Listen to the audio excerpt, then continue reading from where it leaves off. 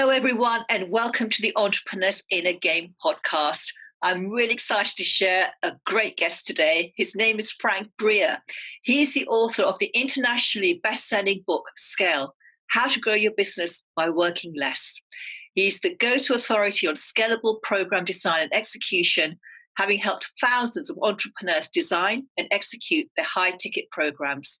He started in the fintech sector, launching several tech startups. And now he works with service businesses to craft a superior customer experience through program and execution. Frank is the host of the 67 Figures Show podcast. He lives in Phoenix and is the father of 3 beautiful daughters. Frank, it's such a delight to have you on the show today, and I know we're going to get through some cracking content. Oh, thank you so much for having me. It's an honor. Oh, it's so wonderful to have you here. And Frank, I'd love to know, just to start off with, so we can get a little bit of background on, what you've been doing and how you came to be doing what you're doing today. So just give us a little bit about, how you have come to be in the business that you are, and also the role that mindset has played in helping you to achieve this level of success. Sure.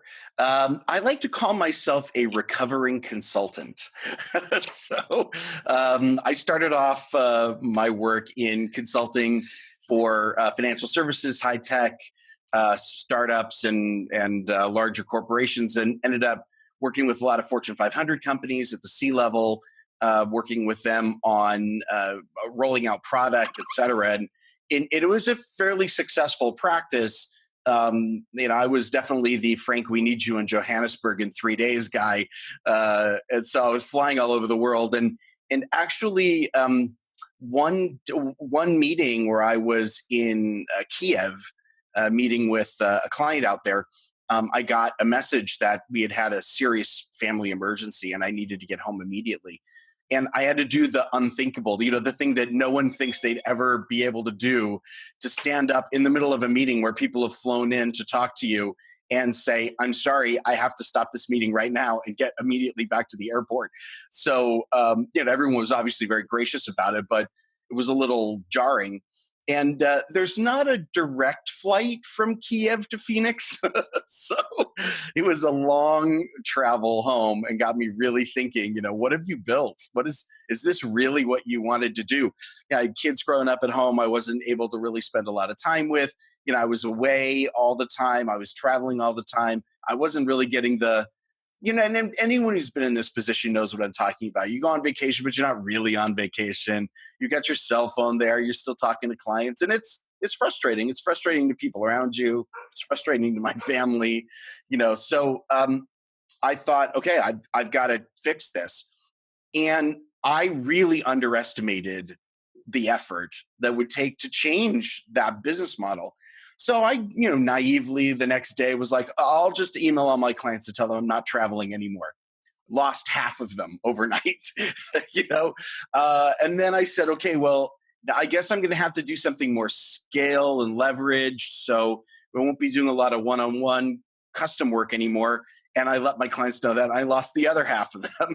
So it was a really frustrating transition. There wasn't anyone really talking about, how do you change from a consulting business over to a more leveraged business? And so I started to look out on the internet and read what was out there. And I'll tell you, some of the advice is just awful. Me, it was like put a course together or put it in like an informational PDF sheet and sell it for like $300. So I'm going from when I was charging like $50,000 to $100,000 an engagement to trying to sell something for $300, $400. It was ridiculous, but everyone was saying like, this is the way to do it. This is the only way to make money in this leverage scale process. And it took me about a year to figure out it wasn't working, and it wasn't working for me. And so then I guess I kind of sat back and thought, man, there's got to be a different way to do this. And I realized that the answer actually lied in all of the stuff I'd been teaching the Fortune 500 companies forever. And that I'd been helping them productize a service and to come up with scale. And so then I started to look at, okay, so how do we deliver services in a way that's scalable? And so I worked on that and got a couple of pilot clients, and we basically created something from scratch to figure out how to handle clients in a group in a leveraged format, but actually still get them results. Because that was the challenge I was having, and a lot of other people have, that you launch a course or something like that, and no one finishes it, and your clients are kind of like in the same place they were before they bought it, and that's frustrating. No one really likes that. So there were a couple of questions that we had to answer there. So that was challenging.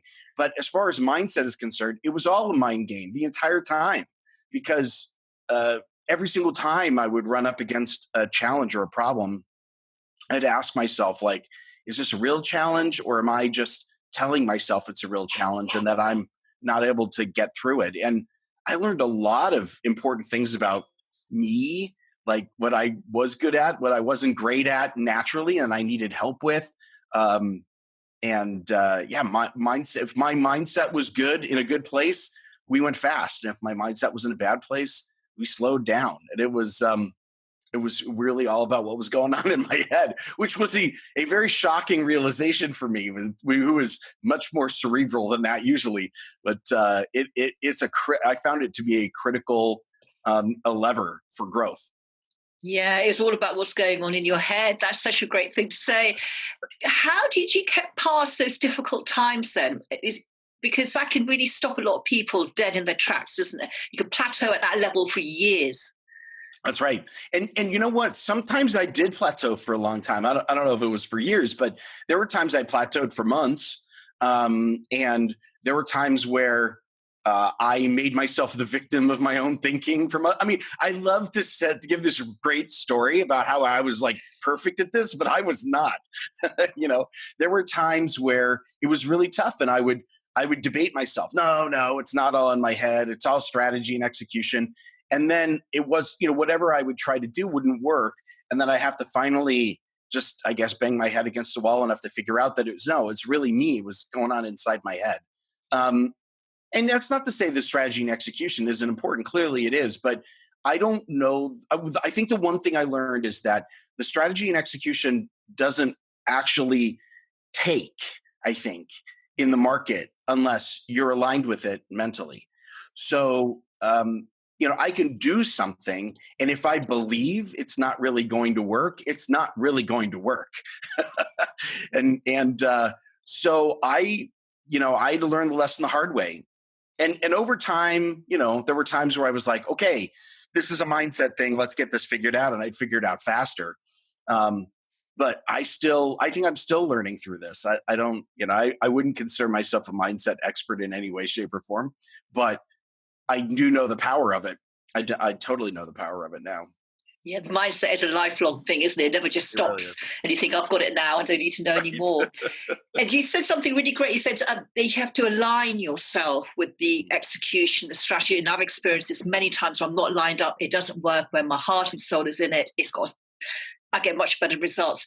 How did you align yourself with your goals? A lot of deep thinking about what I really wanted.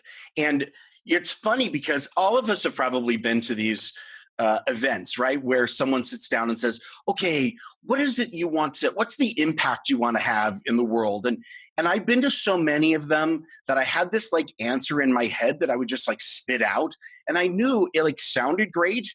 It was optimized for looking really good in a room full of people, even virtual or live.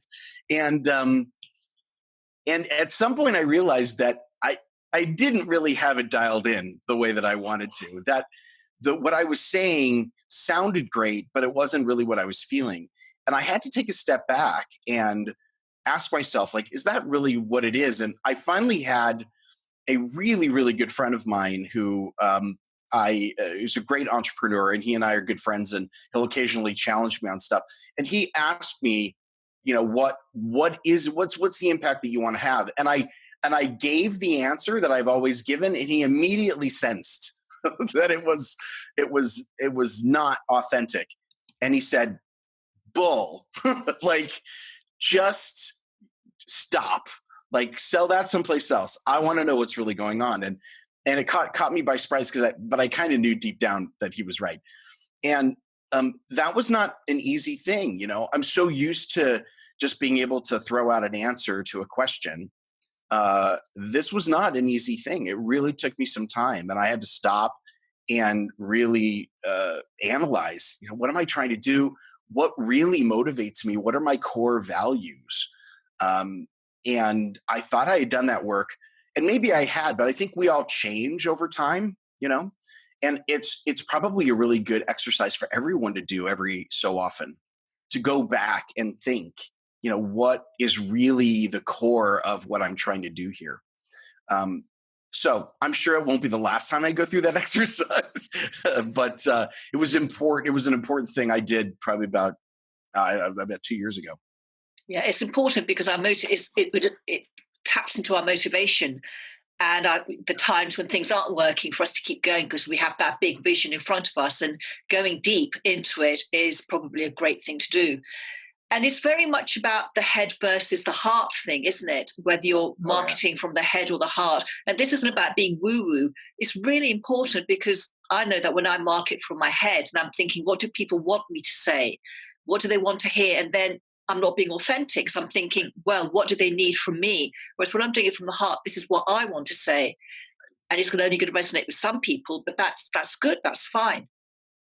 Yeah, absolutely. And I'm a very cerebral thinker. I'm a trained mathematician, and I worked in data analytics for a long time. So I tend to approach things initially from this very cerebral standpoint. So it's been a learning for me. It's been a skill I've had to develop to just step back and dig into it a little bit more. Which is interesting because even in the work that I do with my clients, I teach them about the psychology of what they're saying and what they're doing. But that doesn't mean I'm always in touch with that myself. So it's easy to get caught in this idea that marketing language or trying to attract your ideal clients is some kind of a game, or some kind of a engineered process. But it really is about being a lot more authentic. And it's helpful to have a coach help you with that. But at the end of the day, it's got to be you. You can't steal someone else's process or approach or steps because you're not being you. And I think our clients can sense that coming a mile away if we're not really authentically us. They sense the misalignment. They do. And that means that when we are aligned behind any process, that's when it tends to work so much better. I'd love to explore with you scaling and leveraging. Yeah. What is the mindset behind that? Not being satisfied with a certain level of success, but thinking, how can I make this bigger? How can I make it better? How can I serve more people, have more impact? So why is it some people really go for that and other people just never get around to doing it in their business? Right. It is a mindset thing. This is something that I have learned, the more and more clients I work with and helping them scale, the more and more I understand that business growth is a personal transformation process. It is not just an execution. It's not just applying the right strategies. We as people have to grow. And if we don't, it's not going to be successful, regardless of what we do. So just to kind of go back to basics, so the idea of scale, it's a little bit different than growth, right? People confuse the two a little bit. Scale is the idea that any new customer who comes in, I as the entrepreneur don't have to do any additional work. Not like I'm doing no work. Obviously, I'm working, but the more and more customers that come in, it doesn't add to my workload. That's the definition of perfect scale. Now, not all of us get to perfect scale, but the idea is we want to create leverage so that new customers. It's not just an additive thing where every time a new customer comes on, I add an hour to my calendar. We don't want that because eventually you'll run out of hours. So the idea behind scale is to think about what you're doing and figure out how to leverage it across a group of people. And that means a couple of things. There are like 3 big mindset shifts that have to happen in the entrepreneur in order to make this successful. The first thing is we have to learn to let go. Because there's no way we're going to be able to scale and have it all still be us, right? And many of us who are entrepreneurs, we're control freaks. At least I am, and I want to be in charge of everything. I want to, I can do it better, faster. It's easier. So I don't want to train you. I'll just do it myself. Thanks very much. That's that mindset will not be successful as an ongoing thing. So that's the first thing we have to get through. We have to let go. The second thing is we have to be okay with 80%. And this is also for those of us who are perfectionists, is really tough. Well, I don't want to hand this off to somebody else because they can't do it as well as I can. Well, guess what? That's true. But the only way that you're going to grow is to leverage the skill set of other people who probably are going to be at 80%. Now, the idea behind this is you have to understand that I can either be all in control and 100% great at my small little piece of the pie, or I can let other people into my team and other people to be great at 80% of a much bigger pie. And we have to realize that 80% of a much bigger pie is bigger for everybody, right? It's not just bigger for us, it's bigger for our employees, it's bigger for our clients, it's bigger for everybody. And so this concept of perfectionism usually is holding our growth back pretty significantly. And the third big mindset thing you have to get through is you got to be okay not being the smartest person in the room. So this is a tricky one because a lot of entrepreneurs, when I talk to them, they say, I want to hire these young, excited people. I'm going to train them in everything they need to do. And they're going to be like my little clones doing things perfectly my way. And that is not what really good leaders do. What really good leaders do is they recognize their blind spots and they bring in people smarter than them and they learn from them. Very different mindset. But if you look at, the very best CEOs in the world, that's what they do. They bring in people smarter than them and they let them be really good at their thing. And so these three things tend to hold people back. I mean, we look at someone like Mark Zuckerberg, right? And we think, oh, well, he was the person who in his dorm room started Facebook and now he's the CEO of a multi-billion-dollar corporation. That's actually really unusual. Most founders do not stay the CEO of the company as it scales. Most founders flunk out. They bail out somewhere around the way. Either the company stops growing or other investors come in and they kick the founder out. Like I've been involved in a lot of startups where the founder is in some office in a different building. They can't talk to any of the other employees, like totally being kept away from everybody because the founder refused to grow. The founder refused to do this. And so every business is on this growth path. Every CEO is on this growth path. And we're going to hit the upper barrier of our own personal abilities and experience.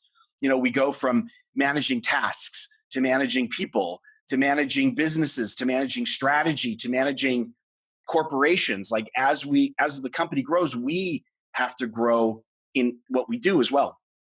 And if we don't, we flunk out of that curve.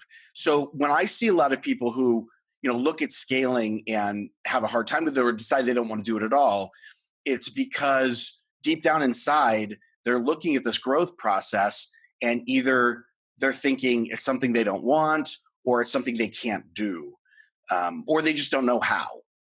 Sometimes it's just that I don't know how to pull this off. I want to, but I tell everybody, growing your business, scaling your business is a personal development journey.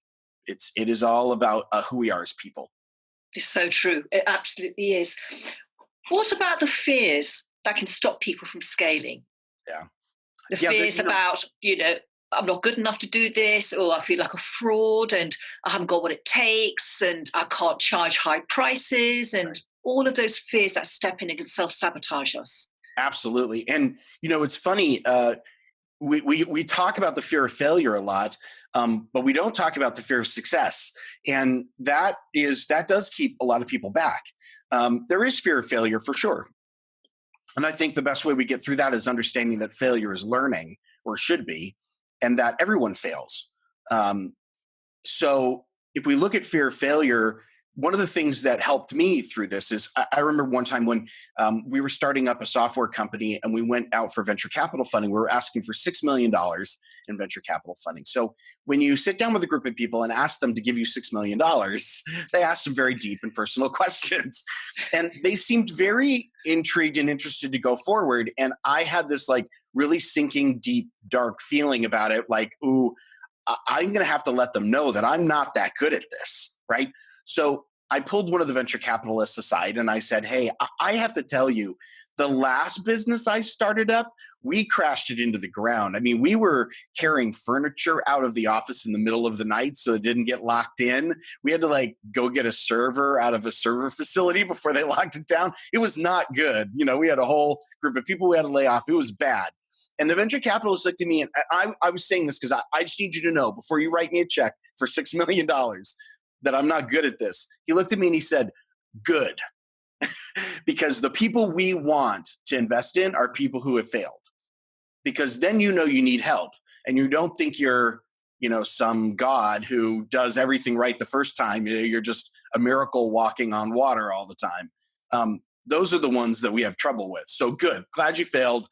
Here's your check.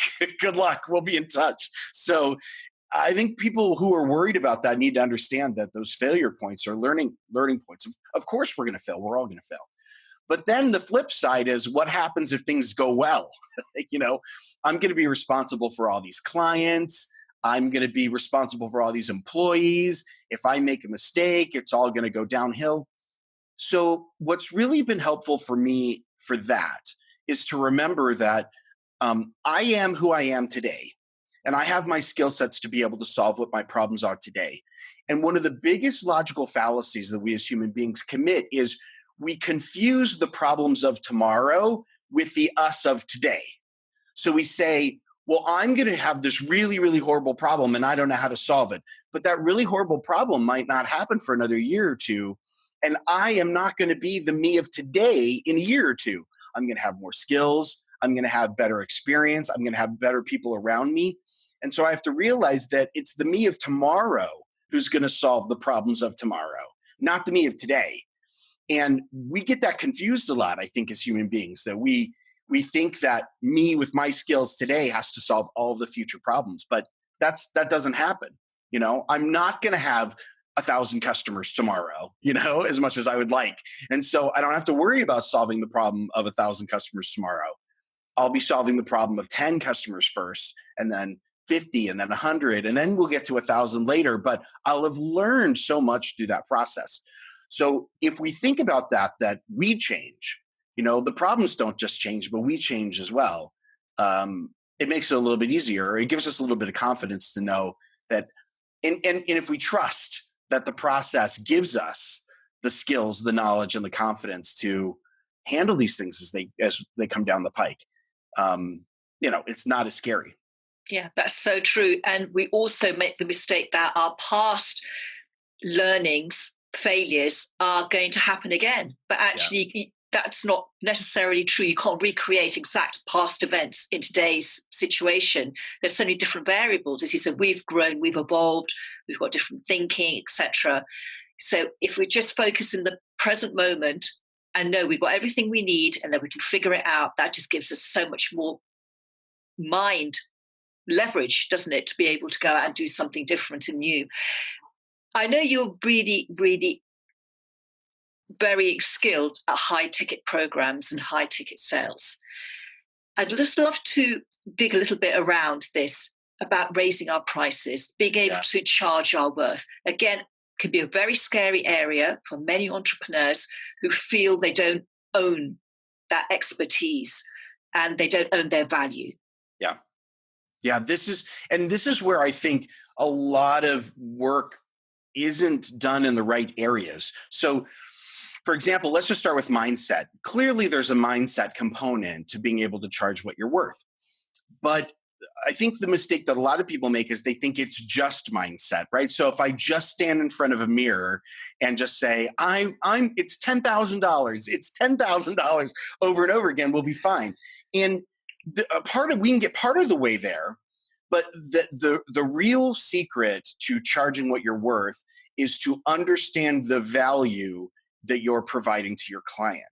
And while that sounds obvious, most of us as service providers don't do that very well. We talk about what we do in terms of what we do and not in who we do it for. So we start to say things like, I'm a coach, or I'm a consultant, or I'm an IT expert, or I'm an HR trainer, or whatever. But we don't say, I help you achieve something amazing. I'll give you an example. So one of the women that I worked with as a client, she uh, basically saw herself as someone who helped women bridge the gap between career and family. And so she wanted to help people become balanced in career and family. And she had a really hard time. She'd get a client here and there occasionally, but she had a really hard time attracting the right clients. People love to hear the story, but she didn't really know. So she started off with, I'll do $100 a month coaching, I'll do a call a week, and I'll help you sort of get everything all figured out. And she would just bring her expertise to the call and just help coach people through. So then she came to me and she said, I know I should be doing better than this. Like, I know it should be more than 100. Like, should I raise it to like 200 or 250 a month or something like that? And I said, wait, time out. Like, we're thinking about this totally in the wrong way. Let's talk about what you mean by work-life balance. What does that mean? Well, that's a good question. Like, we don't really think about that in a lot of ways. So I always ask my client, what do they have after working with you? What do they suddenly have in their life that they didn't have before? And so for this client, we finally got down to it and decided that for her and her clients, work-life balance meant that the women that she worked with would be able to achieve a goal, an audacious goal that they never thought was possible because they were too busy with family and career and everything that they had forgotten themselves. They'd be able to accomplish everything that was already on their plate and some big audacious goal. Well, now you can see it's a completely different conversation. So she would have these lunch meetings with her clients, and she'd invite them to a free lunch, and she'd start by saying, well, let's think about your audacious goals. Like, what's some crazy thing that you want to do?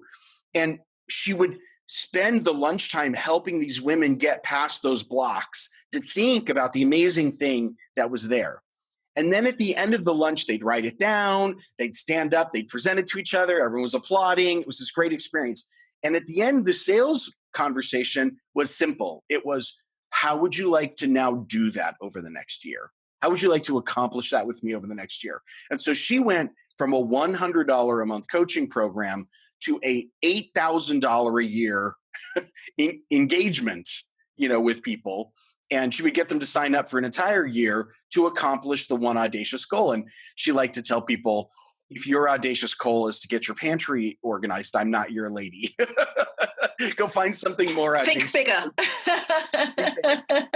But that's an example of the first thing that has to happen, which is we have to actually connect with something that the ideal client really, really wants. And when we do that, then we can start valuing it. We can start saying, like, what's it worth to you to do that? And so what ends up happening is once you've done that work, you're in a much better position. Yes, you have the mindset that you're worth it, but you're also armed with information. So you can say something like, listen, if we work together, I know that I can increase your business revenues by $150,000 a year. So my fee is only $15,000. Doesn't that sound perfectly reasonable? And I can show you the process, and here's how it goes. So now we're talking about return on investment. And the key to high ticket is to speak in terms of return on investment. And there always is one. I don't care if it's, I tell people only buy things for 4 reasons. They either want to make money, save money, stay out of jail, or have a better life. That's pretty much it. And all of those things have a return on investment. So we just have to speak in terms of that. And then we feel confident to have the conversation. And yes, go practice in a mirror and say it 100 times. But now you have the information behind you and the confidence to know that you're worth that. Yeah, that's a fantastic thing that you've said there. So I love the question, what will they have after working with me? Yeah. So that really focuses the benefits of working with you. And then the question you ask at the end, how would you like to be able to achieve that with my help over a year? Right. And it's such a great question.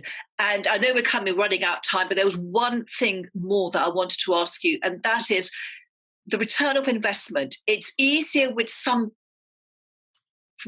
services than others. So services, for example, like personal development or invisible services, right, they can be harder to nail with return on investment than something that's very strategic.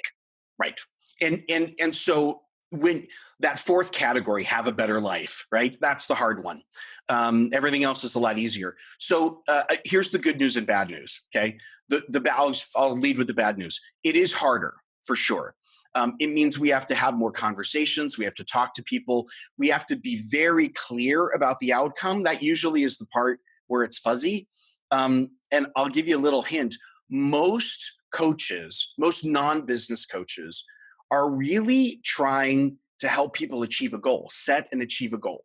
Really, that's if you really boil it all down, that's kind of what's going on. Now you've got your process, your way of making sure that it happens, but that's really what's there. So yeah, we have to have a lot of conversations. We have to ask our clients, like, what would that be worth to you? I remember one fitness coach I was working with when he was able to articulate that he helps people in their 50s and 60s be able to play with their grandkids into their 70s and 80s. That was That's really nice. tactical. That's right? nice. Yeah. Now you can say, if you could do that, how much would that be worth to you? Yeah. Now you're in a much better position to ask the question. So yeah, it's a lot more work. It is fuzzier, but if you have an outcome that is solid, you're in a much better position to have that conversation, even if it's going on in the client's head. Now, here's the good news. The good news is that people do this so badly that if you just improve a little bit, you will be so far above your competition. And people pay a premium for better life. Dollar for dollar, people would rather have a better life than to have the dollar in their pocket. So that means that if you're in that better life space, the good news is do the work, be very clear about it, have validation conversations, talk to people, ask them about your pricing, get specific about the outcomes, but then you're in a much better position with respect to everybody else in the market. People are in some cases literally dying to be working with people like who are in your audience who do this kind of transformational work. They just don't know it yet. They don't have the dots connected yet. When you connect the dots, man, everything just aligns. Brilliant. Thank you. Thank you so much. And Frank, how can our listeners and our viewers find out more about you and your work? Yeah, sure. Our website is frankbria.com. You can go there. One thing I'd love to offer is just a free takeaway for your audience if they think it's interesting. One of the things the work that we've done is working with a number of different entrepreneurs in figuring out how to actually run a leveraged scalable program. And I never say there's only one way to do it, but there are best practices. And we've put a lot of these best practices together in a manual, and we call it our black book. It's 60 pages plus of standard operating procedures. How do you run a group coaching call? How do you run a customer success function? How do you upsell people into the next program? How do you design, scale, and leverage? Literally, it's a formula cookbook, and people, it's totally free to download. All you do is go to frankbria.com/blackbook, just one word, blackbook, and get a free copy of that. And hopefully that helps you see how to put some of these pieces of scale and leverage in your own business. That sounds terrific. I'll definitely be downloading my copy. Thank you very much for sharing that. And thank you so much for being here. It was you shared so much great content. And I can't wait for you to get feedback on this because I know it's going to help a lot of people out there. So thank you so much for that, Frank. Thank you. Thanks for inviting me. And for everyone who's been listening and viewing, thank you for joining us. Till next time. Bye-bye for now.